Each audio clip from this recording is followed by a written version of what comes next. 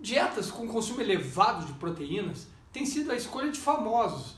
Dá para citar como exemplo a apresentadora Ana Hickman aqui no Brasil. Criados no final da década de 70, o princípio básico da alimentação hiperproteica consiste na redução da ingestão de carboidratos. Em compensação, as proteínas devem ser aumentadas. Entre as mais conhecidas, temos a dieta Atkins, que foi a primeira a ganhar relevância, em seguida a Duncan e atualmente a Paleo. Não raro, a gente vê vigoréxicos apelando para essas metodologias que estabelecem picos de até 2,5 gramas de proteína por quilo de peso. A gente pode ver aqui a dieta do Dr. Atkins, a Diet Revolution, a primeira a surgir, tem um livro, né? Esse livro é um dos mais vendidos do mundo, portanto é algo que realmente tem um impacto muito grande no imaginário popular. A dieta Duncan, também um livro bastante conhecido, e a Paleo, que atualmente está na moda. Essas dietas estão acima das DRIs propostas. Por exemplo, quais são as determinações? Precisa de um equilíbrio da termogênese, né? Nesse caso aqui, então, a gente tem até um slide para tratar desse assunto. Para determinar a proteína, ou seja, o balanço nitrogenado, os valores ficam de 0,8 grama por quilo de peso até 1,2 grama por quilo de peso já são suficientes. As RDIs para exercício de força ainda sugerem prudência, né? E a Sociedade Brasileira de Medicina do Exercício e do Esporte recomenda para o exercício de força em adultos ocidentais 1,6 a 1,7 gramas por quilo de peso. Nos exercícios de resistência, menos ainda, 1,2 a 1,6 gramas por quilo de peso. Já a Sociedade Internacional de Nutrição do Esporte, ela é mais flexível, recomenda entre 1,4 gramas por quilo de peso até 2 gramas por quilo de peso, individualizando a prescrição. Como a gente viu no slide, do ponto de vista esportivo, há ganhos. Porém, o excesso, a gente vai ver agora aqui nesse slide, o excesso ele provoca problemas renais e são inconclusivos para o emagrecimento. A adequação, portanto, poderia se dar com uma dieta DASH, como a gente vai ver mais adiante, como mostra o estudo no slide seguinte. Aqui a gente vê que a International Society of Sports Nutrition tem uma posição estándar, né, uma posição padrão de proteína no exercício, que é o estímulo de exercício mais a ingestão de proteínas, tem um efeito sinérgico na síntese muscular. Então a construção e manutenção de massa muscular entre 1,4 e 2 quilogramas por quilo de peso, só que totalmente heterogêneas, condicionada à idade, exercício e tolerância individual, portanto bastante aberto esse conceito. A gente tem nas principais fontes de proteína, antes de a gente falar na questão dos danos renais, né, as fontes já bem conhecidas, né, leite, iogurte, queijo, presunto, queijo prato, ovo, carne bovina, frango, peixe, soja, feijão, então as leguminosas, cereais também tem fontes proteicas. Temos também os suplementos, cuja uma porção de 32 gramas, ou seja, um scoop, dá 24 gramas de proteína, iogurtes e barras de cereais. E aí a gente vai ver, então, as principais fontes, a carne bovina, o frango e o peixe, e as principais fontes vegetais, o feijão cozido, claro que com uma biodisponibilidade bem menor. E aqui, então, num exemplo de dieta com as fontes de proteínas exemplificadas, a gente tem um desjejum. Vejam que algo absolutamente padrão no dia a dia já provoca o limite de gramas por quilo de peso. Um copo de leite, uma fatia de queijo no desjejum, absolutamente normal na dieta do brasileiro, uma colação com iogurte, um almoço com um bife médio e uma concha de feijão, um lanche da tarde com uma fatia de queijo frescal, um jantar com um filé de peixe, certo? E aí uma suplementação que seja feita com 1,5 kg por quilo de peso já provoca então 1,9 gramas por quilo de peso, demonstrando então que mesmo com uma dieta absolutamente seria considerada normal, ela já não é normoproteica, ela já é hiperproteica. Os danos aos rins, então, são superiores, e aí vem números impressionantes, a 30% na questão da filtração glomerular e de assustadores 50% de fibrose, levando a doença renal crônica. A gente vê aqui nesse estudo, então, Dietary Approaches to Stop Hypertension, Diet and Risk of Subsequent Kidney Disease.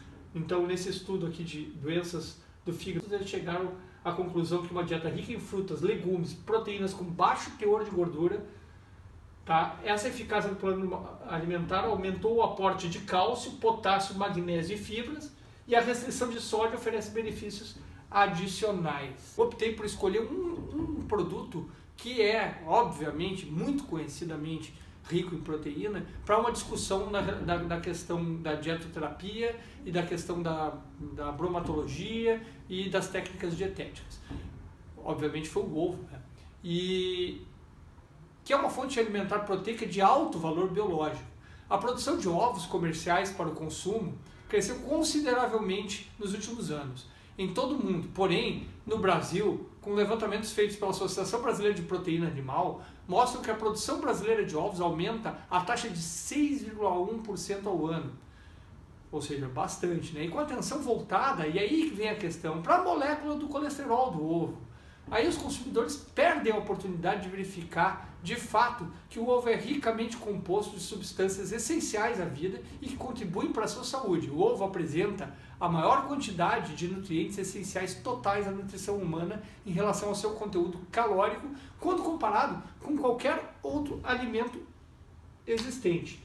Aqui a gente tem essa composição, ou constituintes do ovo inteiro, da clara e da gema expressos em porcentagem, que estão presentes na TBCA da USP, a Tabela Brasileira de Composição de Alimentos. A gente vê o conteúdo proteico aqui bastante elevado, 12,5%, 16% e 12% na clara. Um bom conteúdo lipídico também, aí entra aquela discussão que a gente falou.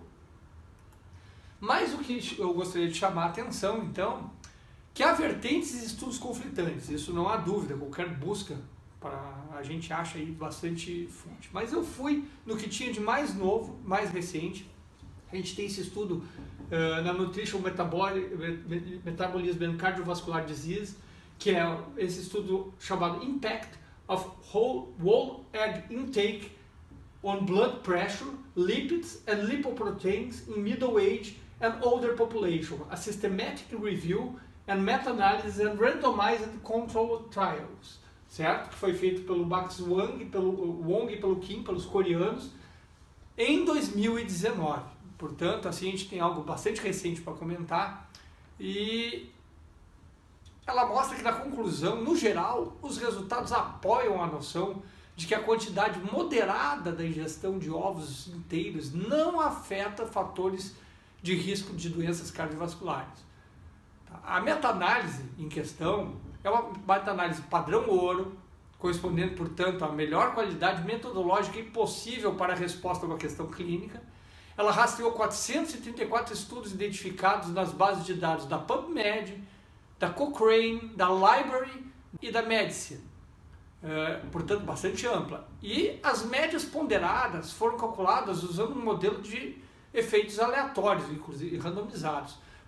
E chegou-se à conclusão que o ovo, com consumo moderado e orientado, mostrou efeitos não diferenciais nas pressões sanguíneas, no acúmulo lipídico e lipoproteico. Obviamente com uma dieta equilibrada, né? E na comparação com a quantidade dos equivalentes de substitutos de ovos, até verificou-se maiores elevações no colesterol total, como seria de se esperar, no sangue.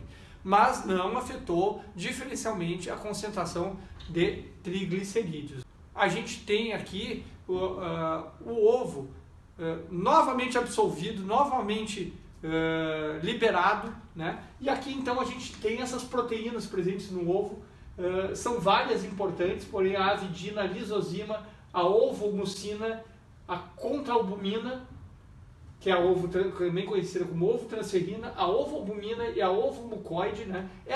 Essas proteínas determinam o tipo de uso dietético do ovo, se vai ser muito cozido, pouco cozido, como que vai ser a técnica dietética utilizada. O que tem aqui é muito importante, a contralbumina, ela coagula a temperatura inferior a 60 graus, portanto um ovo poché poderia se enquadrar nesse padrão, e ela não é sensível à desnaturação por agitação física, né? Portanto, ela inibe o crescimento de bactérias dependentes de ferro, né? Então, é uma proteína bastante importante. A ovomucina, ela é a principal responsável pelo espessamento da clara e estabilidade da espuma também. Então, é uma proteína que vem já quando o ovo está desnaturado, ela tem essa função. E a ovoalbumina, que representa 54% das proteínas da clara, ela é constituída principalmente por lisina e triptofano, que são elementos bastante importantes, é estável à ação do calor e contém enxofre reativo e é responsável por sabor, textura, coloração de ovos cozidos. Por isso que quando a gente cozinha demais o ovo, o enxofre se sobressai, fica aquela cor esverdeada e o ovo perde algumas das propriedades. Também não dá para exagerar no cozimento.